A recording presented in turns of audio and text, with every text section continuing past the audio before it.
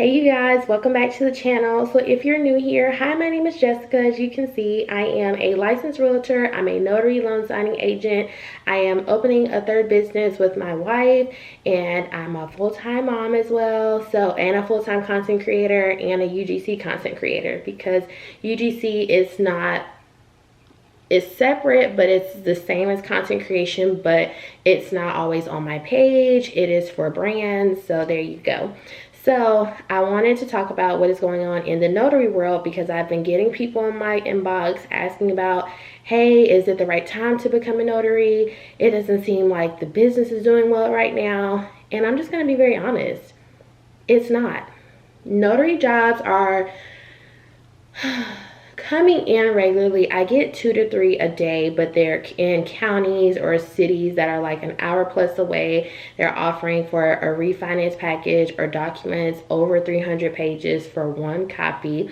Like really low prices, like $70, $80. I got one the other day that was like $40 in Tuscaloosa, which is over an hour from my house, because they lived in like the far part of Tuscaloosa. And so, one, you have to still know your worth.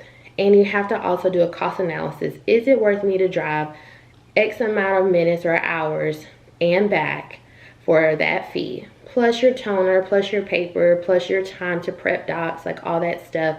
Is it worth it? And to be honest, most of them have been a no. I haven't went on a signing in like over a month or so. And it just, because I'm not going to accept a lowball fee, and it's not worth my time. I have had some that I've been able to negotiate a higher fee, and I say, hey, this is X amount away, like my fees and my toner, my paper. You know, that fee is unacceptable. I'm your preferred notary. Like, I've never had any problems with docs. You know, we need to up the fee or I can't do it. And I've had some that said, fine, they, you know, accept my fee. And then I've had some that say that's just our budget and that's it. And so I don't take the job. But I have seen notaries that are doing the permit, being a permit runner. They're doing fingerprinting. They're doing other stuff like that to add as a hustle to their notary business. And that is completely fine if that's something that you want to do.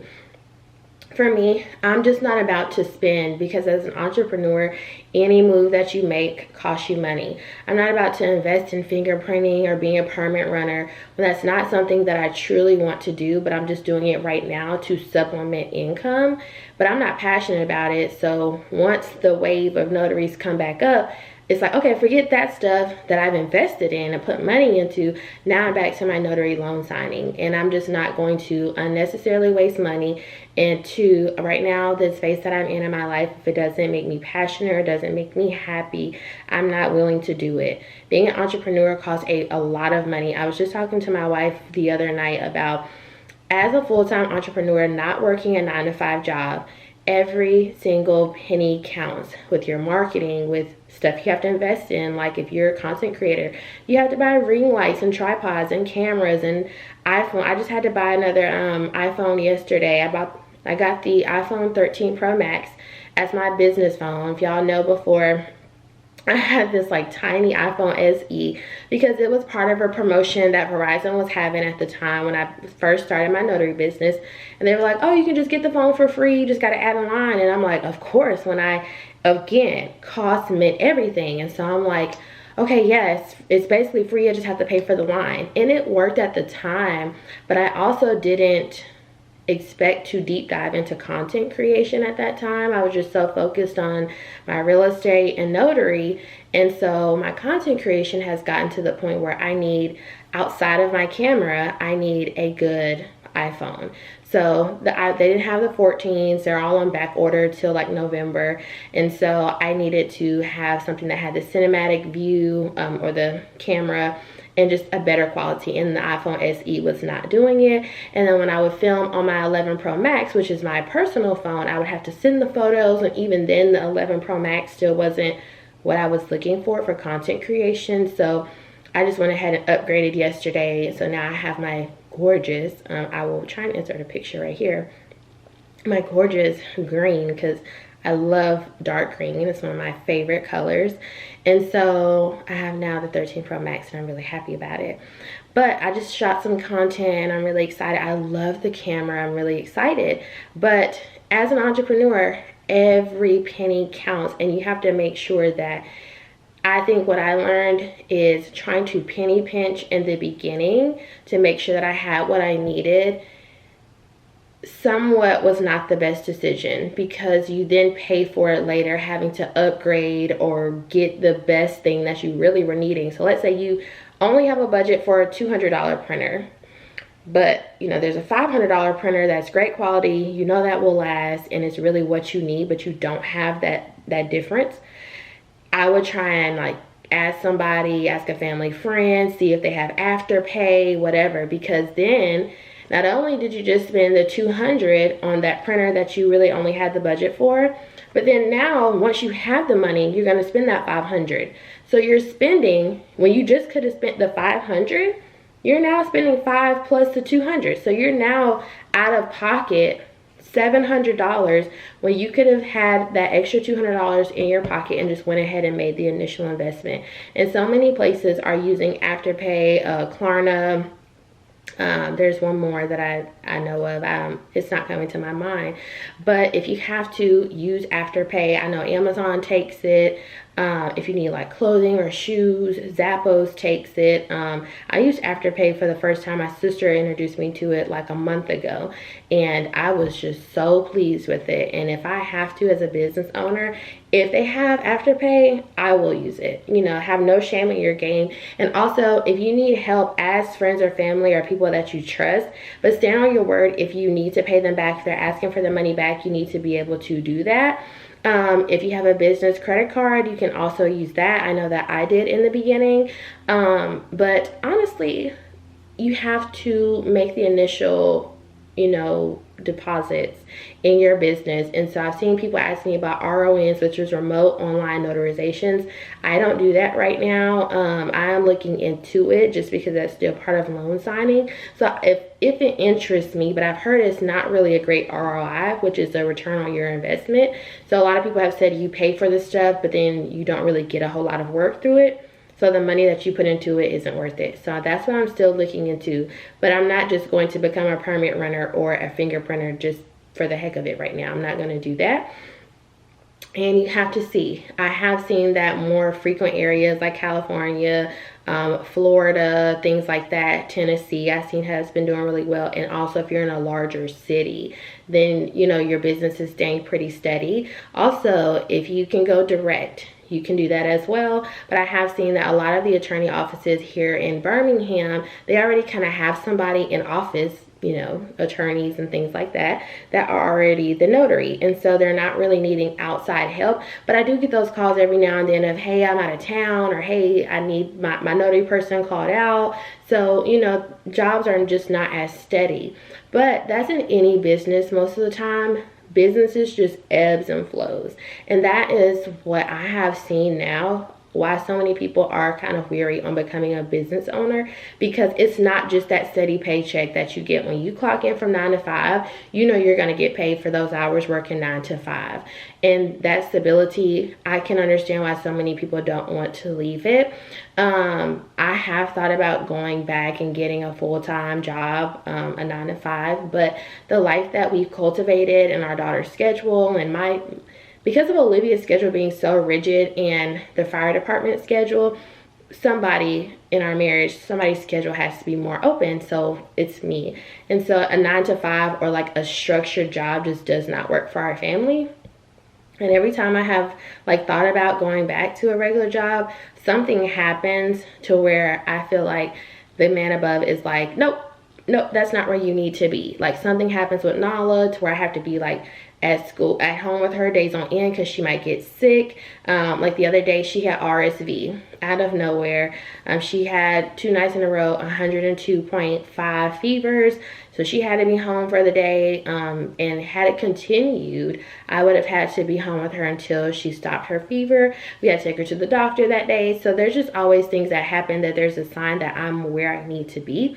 And also my content creation stuff and social media stuff has been taking off really well, to where I am in talks with brands and doing contracts and deals for UGC and stuff like that to market their products and make videos and TikToks and things like that for them to go on their platform.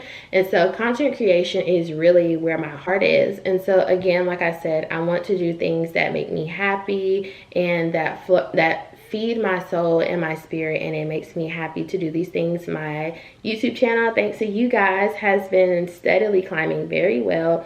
Although I'm not at the 1,000 subscribers that I want to be, I am steadily growing every day, and I'm very excited and very grateful for that. So thank you so much to all of you that watch, that participate, that comment, that follow me on social media. If you're not already, excuse me, make sure that you are following me on Instagram and TikTok. Most of my stuff from either one gets recycled to Snapchat, but make sure you're following me on those two platforms so you can stay updated with me daily to see what's going on. I know you guys a lot ask about like Nala and Olivia because they're not on this platform, but you see them on those platforms.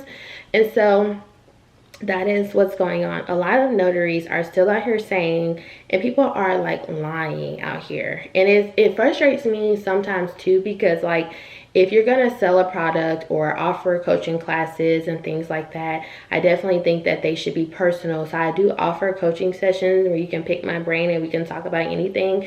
And I'm going to let you lead. I'm gonna answer your questions to the best of my ability. If I don't know it, I will find out and get back to you. I give you my honest feedback, my honest truth, and honest like review or assessment of the market of whatever you're trying to do, or whatever. If you just want to talk and book a session, that's fine too. But I think what I have learned, even as a business owner, I've seen people like, oh, I offer like when I got started on my UGC journey, there'd be so many people on TikTok like, oh, click the link in my bio and download my guide. And like you spent like $50 and their guide teaches you nothing. The results don't yield anything. Or I know one girl, before I had bought it, I was very weary of buying her book. And something in my spirit was just like, don't buy it. And so when I went back to her page, she came back up on my For You page, and a lot of people in her comments were like, you're a scam. When you download her whatever she was selling, it was a blank Word document, but it was supposed to be like a guidebook to grow on TikTok or something like that. And it was a complete scam. And like that thing was like $75, $80.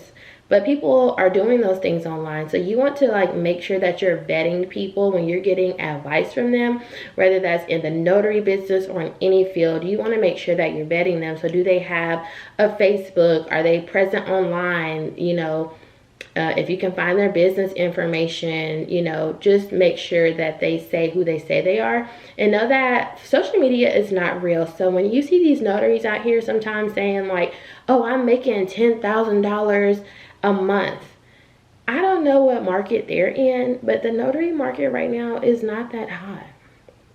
And that's just being real, you know, but they're not going to tell you guys, because I have learned on social media that people love to play semantics. So they'll say they had a $10,000 month, but that $10,000 is coming from a few signings. They make it $1,000 in signings, but the other $9,000 is coming from if they have an ebook, if they have, you know, social media and they're being monetized on social media. A lot of the big notaries, they're on TikTok, on Instagram, on YouTube, so they're getting checks from their social media.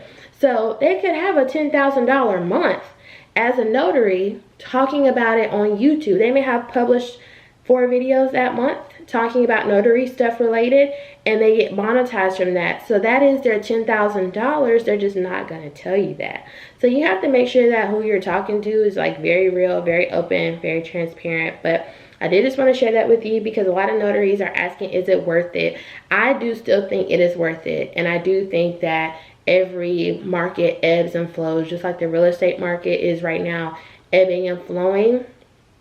That's with any business market. And so when you have it, when it goes back up, then you got your certification, you're ready to go, so you can jump on the wave when it's hot. Because it kind of sucks. I got mine after the COVID wave, which is when a lot of notaries were really making like real good money just from loan signings, and I missed it, you know. So I have my certification. I actually have to renew it in a few days, but you know, I always say still have it. But if you find that permit running is for you, or fingerprinting, If it works for you, do it. But you do have to know that everything is an investment. And so you can invest a lot of money into becoming a permit runner or a fingerprinter, whatever. And you put all this money and like in a year, you're not going to get your return of investment back. So I just wanted to share that, keep it real with you, and just all my entrepreneurs out there, if you're not working a 9 to 5, have multiple side hustles. And so for me, it's real estate, it's content creation, UGC. I'm trying to grow on here on YouTube so that I can, you know, honestly be monetized here on YouTube, because I am giving services, I'm dropping gems and giving knowledge. And so, you know, share more with you. And then we're about to get back into overseas traveling. So it's been great, and I haven't missed any blessings. I am also very lucky that when all else fails, if I didn't have any other side hustles, that my wife makes a great income to be able to provide for us. But I just always want to keep it real with y'all. I'm not going to lie. I'm not going to sugarcoat and say, oh, it's great, it'll get better. It will get better. But right now it's just not as hot. But just hold on, hold tight. It will go back up. Trust me, all businesses do. So I love you so much. Thank you for tuning in. Comment below if you're a notary and you're experiencing the same thing in your business, or if you are a notary but your business isn't kind of cold, it's really hot. Tell me in the comments what you're doing. Maybe I can learn a thing or two. But I love you so much, and I'll see you on the next video. Bye.